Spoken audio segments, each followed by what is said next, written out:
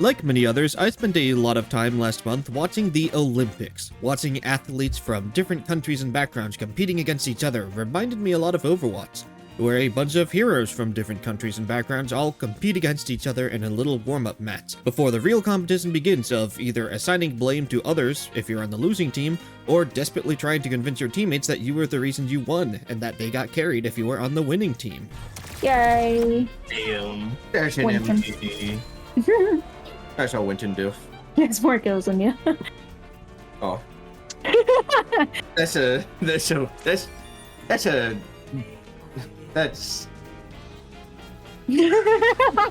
is embarrassing. And this got me thinking, with Overwatch being a cyberpunk-esque future with cybernetic enhancements, superhuman genetic enhancements and modifications, and turbo future steroids, how many Overwatch heroes would even be eligible to compete in the modern-day Olympics? Is there a single hero in this cast that is clean enough to legally compete in the modern-day Olympics? So with that question in mind, let's get into it. Starting with Ana, she, unfortunately, would not be eligible to compete in the Olympics. Not due to being too old or anything, as there is no age limit on Olympic competition, but rather due to her canonically being fucking dead. Ana faked her own death after getting boxed in by Widowmaker in a sniper 1v1, while since then a select few characters do know the truth that she is in fact not dead, the world at large still believes that Ana Amari died that day in the fateful Rust 1v1, so she would not be able to compete in the Olympics due to not having any valid identification. Asa is just a straight up normal human woman, so she would be allowed to compete. The only problem is that she's a gang leader and has committed numerous crimes and countless robberies. However, I say that's completely fine in terms of competitive integrity in the Olympics. If the 2024 Olympics can allow someone who would have guest starred in Chris Hansen's show to compete in the Olympics, then fuck it, Ass can as well. It is also just a problem that not including people with criminal records would instantly invalidate 90% of Overwatch heroes. And as far as I know, previously convicted felons are eligible to compete in the Olympics if it's determined that they've repaid their debt to society. So maybe we can just say that in the alternate timeline where the Overwatch story team wasn't completely laid off, potentially killing any chance for Overwatch as a brand to succeed in the future, then maybe Ass would have helped in the fight against Null Sector and repaid her debt to society. So we're going with that story going forward, so as long as the criminal record is the only thing stopping someone from competing, then they are allowed to compete. So Ass would be allowed. Baptiste is a combat medic whose strength comes from his skilled marksmanship, as well as his adaptability and his repertoire of experimental devices and weaponry that he has looted from the countless battles he has survived.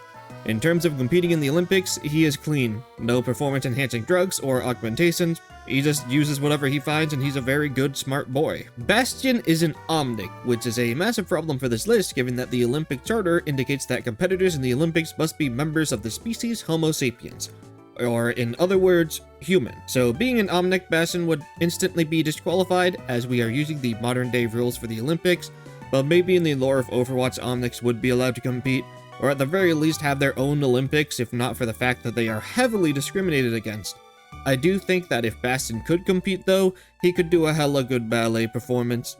Just be honest, he could absolutely fuck people up on the ballet floor. Brigitte is a mechanical engineer who utilizes armor and defensive devices that she has made in order to protect her allies in combat. This is completely clean, it's just equipment that lets her do her job, otherwise she is clear of any performance-enhancing drugs, so she would be allowed. Now, Cassidy is where we start to get into the territory of cybernetics. Technically, Ana does have a single cybernetic eye remaining, but she already is disqualified from competition due to the whole being busy being dead thing. Now, straight up enhancements would get you banned due to giving you an advantage compared to other athletes. However, prosthetics are actually allowed in the Olympics, providing that you are able to prove that they don't actually give you a competitive advantage in your event. So considering we don't actually know the true nature of Cassidy's prosthetic arm, I mean, he doesn't even aim with it, he still uses his regular human hand to use his gun, so I would say that yes, Cassidy would be allowed to compete, but only in, you know, events that you could prove that his cybernetic arm wouldn't give him an advantage. Diva is a professional gamer who got way too into StarCraft after her father was a horrible influence and introduced her to Diva is a professional gamer who got way too into gaming after her father was a horrible influence and introduced her to the addictive gateway drug known as StarCraft. She is a professional esports gamer who utilizes her epic gamer skills, spelled with a Z, to pilot a mech to defend her country. While the mech would not be allowed to compete in the Olympics, Diva herself could. However, I'm not sure why you would want that, because D.Va without the mech is basically useless. I mean, her ultimate ability is just to get her mech back. That is how useless Baby D.Va is. So who knows what events you could even have her compete in, but she would be allowed to compete. The Olympic Committee did just vote to create the Olympic esports game, so maybe there's some potential for her there in the future. Next up, Doomfist. Being a war criminal aside, Doomfist would actually not be allowed to compete in the Olympics. Even without the Doomfist gauntlet that he is named after, Doomfist also has a suite of cybernetic implants that enhance his physical capabilities, leaving him unable to compete in the Olympics. Echo is an AI robot, meaning that no, she cannot compete in the Olympics. According to the game though, Echo is 14 years old, meaning that even if she were human, she would only be able to compete in specific events, as some events have a minimum age restriction for them. Doesn't matter in this case, as Echo is just bootleg Jenny from My Life as a Teenage Robot, so she gets the boot for the Olympics as discrimination against robots. Ramatra would be very angry about this if not for the fact that Echo technically isn't an Omnic, she is just an AI with a robotic body. Genji. He was killed by his brother and had nearly his entire body replaced with cybernetics that improve his physical capabilities, allowing him to perform inhuman and satanic feats such as double jumping and wall climbing. So yes, he would be banned for having an inhuman advantage compared to other competitors. But Genji was my first main, and my first love. At least before OpenQ Competitive groomed me into a flex player to hit top 500. Flex player means that you play both tank and support, not that you flex between all three roles. Much like how Flex Q in Overwatch 2 gives you either tank or support, unless it bugs out and puts you on DPS as a mistake. So Genji would be banned from the Olympics. But he has a human heart buried deep underneath his massive amounts of performance-enhancing cybernetics, and this makes him a very loving and empathetic partner. Perfect for anyone lonely who just needs some love in their life. This is why they put him in the Overwatch dating sim, Loverwatch. Genji may be banned from the Olympics, but he will never be banned from my bedroom. Genji's brother, on the other hand, is a whole-ass man. Just like me. We're just men. We're just innocent men. And also, this is where we run into the first problem situation of characters that aren't hopped up on super drugs or have performance-enhancing cybernetics, but rather just straight up have magical powers. For some reason, a lot of people always bring up Kiriko as breaking Overwatch's no magic rule, but realistically, that rule matters as much to Overwatch as the constitution and laws matter to the rich and politicians. Especially when you have Genji and Genji's brother who have been conjuring up magical spirit dragons, double jumping and climbing up walls since almost day one. And while for Genji you could explain away his dragon blade by saying that the dragon is just a visual representation to make the game look cool, and it isn't actually real because all he does is swing his sword around in his ultimate, and wall climbing and double jumping is a result of his cybernetic enhancements. However, Genji's brother on the other hand, you can't say that. He just fires off two giant fucking magical dragons that kill people and can phase through walls. It's just straight up magic. And unless you want to attribute his lunge and wall climb to Genji's brother using his freakish strength to break the laws of physics to try and imitate Genji's cybernetic powers and do the same thing to prove he's just as good as Genji, then those superhuman feats could easily be attributed to the magical dragons as well. Fortunately for Genji's brother though, the modern day Olympic rule set says nothing about channeling an ancient dragon spirit through your body to enhance your physical capabilities, and unlike cybernetics or experimental drugs, you can't just declare that whoever beats you in a race is actually a wizard utilizing magic powers to run 10% faster in order to beat everyone else. I mean, these are the Olympics and not the Salem witch trials.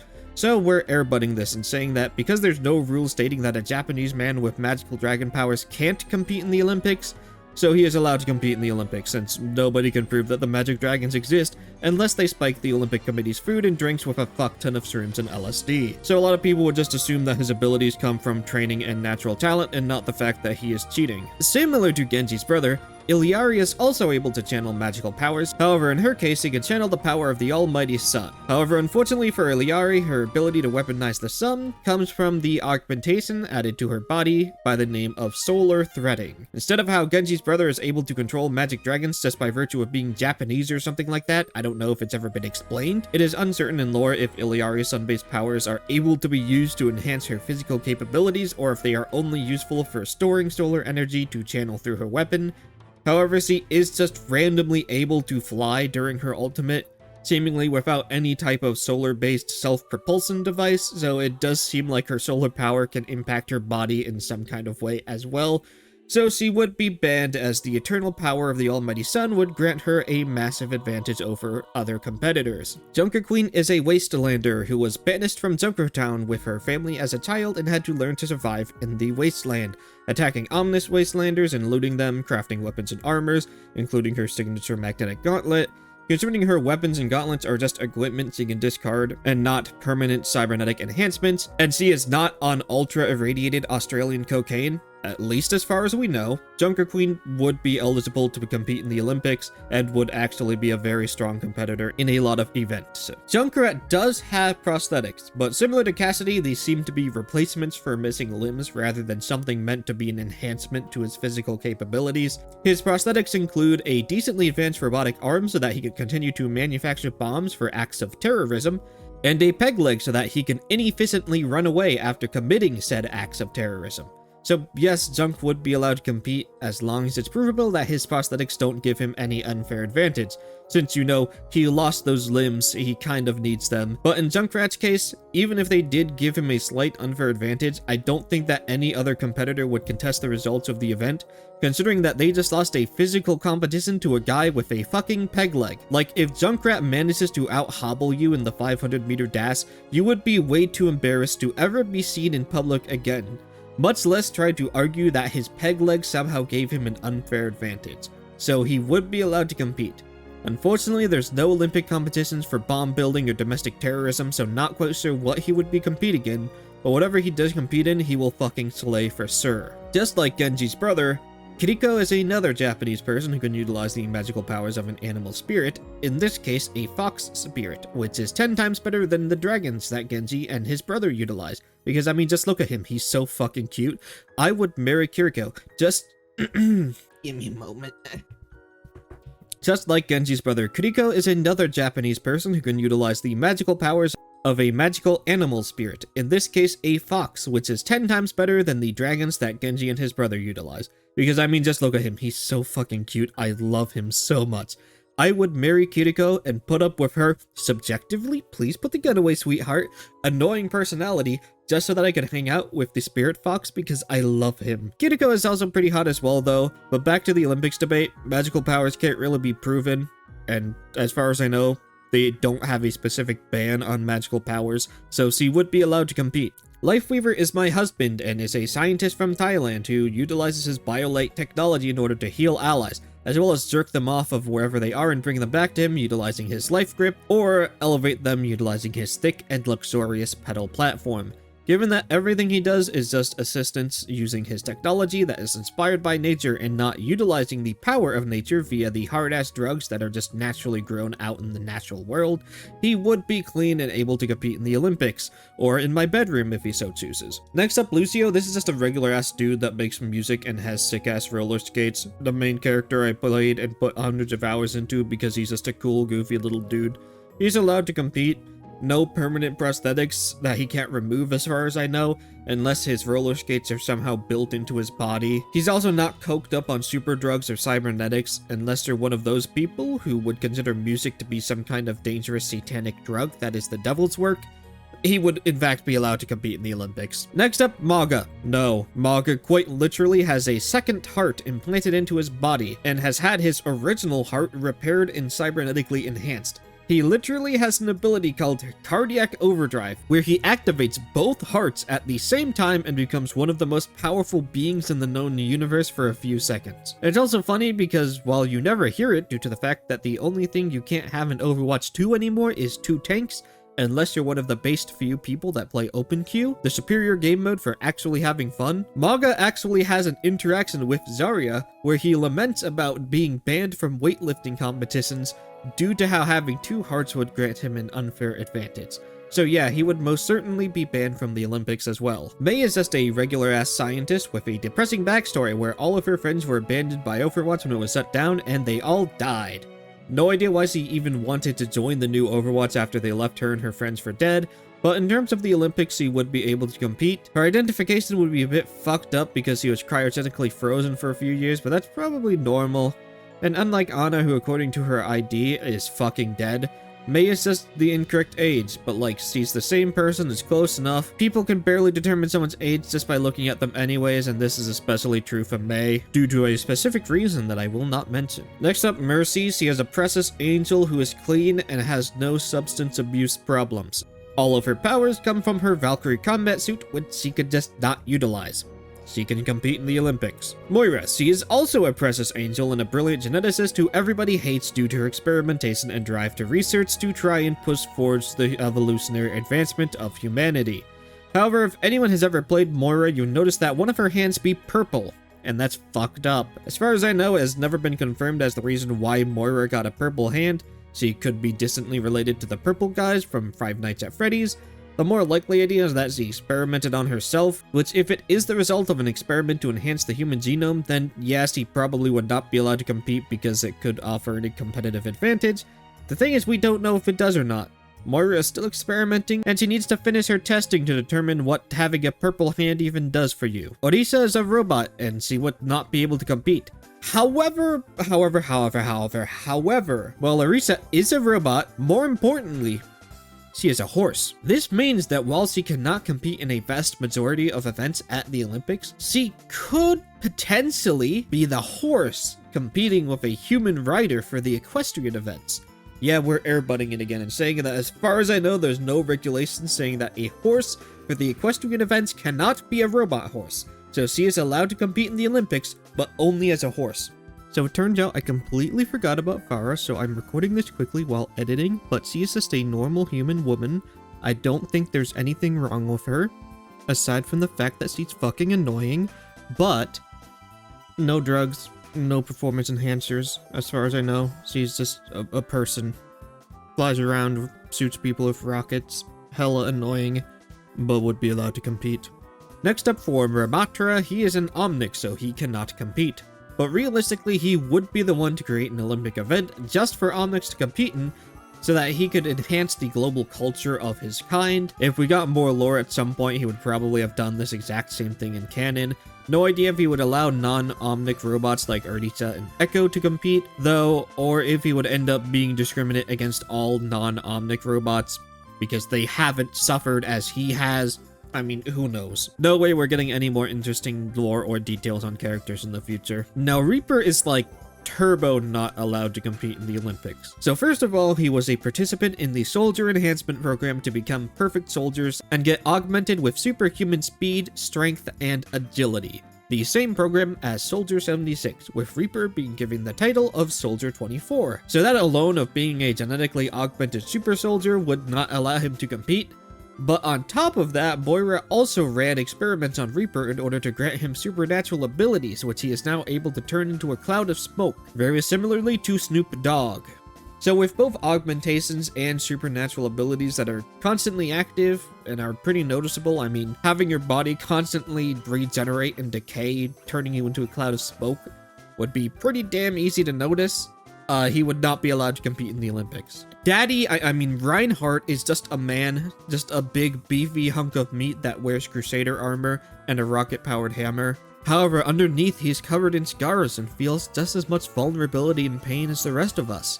So yes, he would be allowed to compete. Roadhog is the hero of Millennials and Gen Z because this big old bastard lives and dies by the vape. Now the biggest question as to his eligibility in the Olympics is what in the ever-living fuck is Roadhog even vaping? If it's some kind of performance-enhancing drug, then no, he wouldn't be allowed. So, what does Hog vape? What flavor is it? Well, it's something called Hogdrogen, which in Overwatch lore is a pressurized chemical mixture that counteracts the effects of radiation exposure on those who inhale it. As Hog is a child of the Australian radioactive outback, so it makes sense how something like this would heal him considering it's actually medicinal. So because it's medicinal and meant to counteract the effects of radiation exposure, I say he would actually be allowed to compete, since as far as I know, Hogdrogen is not listed as an illicit substance for competing in the Olympics, so he is somehow clean despite everything. Sigma is a brilliant astrophysicist who sought to develop a way to harness the power of gravity. However, after an experiment that went wrong, Sigma found himself with a shattered psyche and the ability to influence and later control gravity around him. Now, does the supernatural ability to control gravity around you get you banned from the Olympics? If it's a well-known thing, then probably they won't let you, but realistically, if nobody knew, you could easily get away with using it to cheat by increasing the gravity for yourself to lessen the strain of competing on your own body, and increase the gravity around you for your opponents to make them perform worse.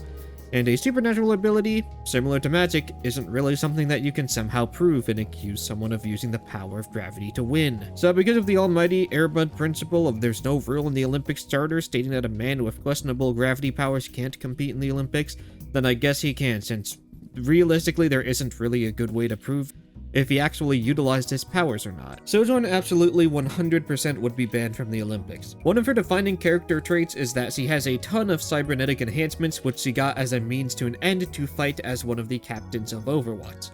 She has multiple sets of cybernetic eyes that she can use and swap between. Both of her arms and her legs are cybernetic, she has an artificial heart, and all of these things are intended to give her strength and performance well above that of an average person, so she would absolutely not be allowed to compete in the Olympics. Daddy76 would also be banned from the Olympics, as he was a member of the exact same super soldier creation program that Reaper was a member of, and like Reaper, also had his body be genetically modified to be harder, better, faster, stronger than the average person. So no, he would not be allowed to compete. Now, Sombra is a bit of a unique case, as she does have cybernetic grafts implanted along her spine and in her brain that allowed her to function as a living computer. Of course, being implanted in her spine and brain, these grafts would not be easily removable, but the bigger question is, would these implants that allow her to natively run Windows 11 in her spine actually give her an advantage in a competition? And for a good few of competitions, I believe it actually would. Competing in any event that requires precision and accuracy over, brute strength and endurance, competitions like shooting, for example, being able to just become Microsoft Windows himself and perform the exact calculations for how to adjust your aim precisely to account for factors like the wind, which could throw off your aim, would be a pretty damn strong advantage to have, like having human aimbot, basically. So for some events, she would absolutely be banned, but if you wanted to run track, that would probably be fine. Being a computer would still probably provide a very minor advantage, but not by that much. Symmetra's left arm is actually a prosthetic and not some kind of equipment, and we have no idea how she lost it so far in the lore of Overwatch, and now we likely never will. But Symmetra's prosthetic arm doesn't seem to have any purpose in enhancing her physical capabilities, rather it's made to allow her to more easily utilize hard light technology. So without utilizing hard light, it's unlikely her prosthetics would actually give her a massive advantage, so she would be allowed to compete in most everything. Torbjorn is an otherworldly demon. Oil him up and throw him into the Olympics with nothing but a mankini, and he will come back with the gold medal for every single Olympic event. But for Torbjorn, his prosthetics are mainly for making up for his lost arm, and he has several different attachments for his arm that can be used in daily life or for engineering. So because his prosthetic is just to allow him to perform daily tasks and not specifically to enhance his physical performance or anything like that, he would be allowed to compete in most all Olympic events. Tracer is a bit of a massive problem for this, as while she is what people would call a standard human person, she does also suffer from what one might call being absolutely turbo-fucked with a debilitating illness. As an Overwatch test pilot, she was running a test flight of an experimental prototype for a teleporting fighter jet called the Slipstream. But during the test, the teleportation matrix malfunctioned and the entire jet, with Tracer inside of it, disappeared. With no trace of it for weeks, it was presumed the jet was destroyed and Tracer was dead. However, she reappeared months later suffering from chronal disassociation, making her essentially a living time ghost.